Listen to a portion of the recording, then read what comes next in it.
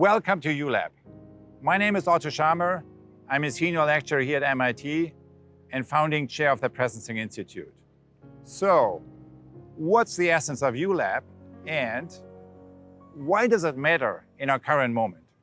When we approach the current moment from a systems thinking lens, the first thing we pay attention to is what's visible to the eye. If you want to use the iceberg model as an analogy for systems thinking, it's the top level, the visible part that's above the waterline. So if you go from place to place, if you go from country to country these days, you're of course going to see different things in different contexts. But I'm really struck how much the current reality in just about every place you go, in every country you go, is shaped by three universal conditions. And the first condition is something that I call the ecological divide, that is manifesting in the phenomena of rapidly increasing climate change and massively increasing biodiversity loss. And we all are aware of these phenomena, and at the heart of that phenomenon really is a profound disconnect between self and nature. That's the first universal condition. The second one is connected to something I call the social divide, that is manifesting in rapidly increasing polarization in societies, in rapidly increasing social inequalities, and also in the increase in terms of violence and war. So essentially, the second universal condition deals with a phenomenon that can be described as societies beginning to fall apart, beginning to lose their connection or their capacity to make sense together and to respond together to the challenges that we face in this century, precisely in the moment where it's needed most. At the heart of this second condition really is a disconnect, a profound disconnect between self and other. But then there's a third disconnect and a third universal condition. And that one is manifesting in all the phenomena around this collective sense of depression, this collective sense of there's nothing really we can do about all this. And this collective sense of helplessness and hopelessness. It has to do with a disconnect between self and self, between who I am today and who I could be tomorrow. So it's a disconnect between my current experience and my own capacity to access my true sources of creativity and of self. And that's something that I call, that could be called the inner or the spiritual divide. So these three divides, the ecological divide, the social divide, and the spiritual divide, really describe well, I would say, the surface level of what we are seeing going on today. But then, if we now move one level down, right, not only what do we see, but also what do we sense, right? What is it we can feel actually in the current moment?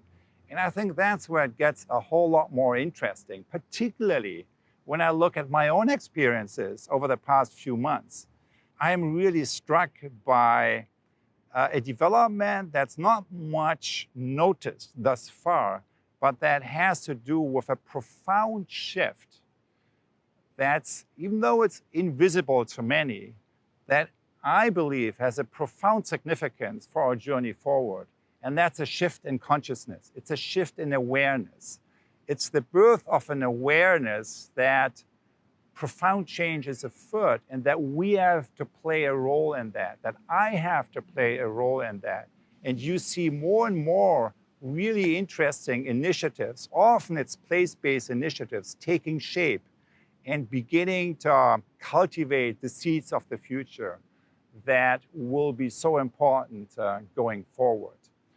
So I have seen these phenomena recently over the past few months in Latin America with change makers from 17 different countries. I have seen it in Southeast Asia and in Asia Pacific with change makers across all sectors of society, business, government, and civil society leaders. And I have also seen it in Africa, kind of around the Ubuntu Lab and the beginning work there around ecosystem regeneration and other activities. So on all continents, kind of you see this new awareness awakening and people beginning to organize around that. But what I also find interesting is in my own experience over the past 2-3 years, when you talk to leaders of mainstream institutions in business, in government, in international institutions, but also civil society, most people, most leaders today, when you talk to them privately, one-on-one, they agree with you that yes, we are heading in the wrong direction, right, as a whole system.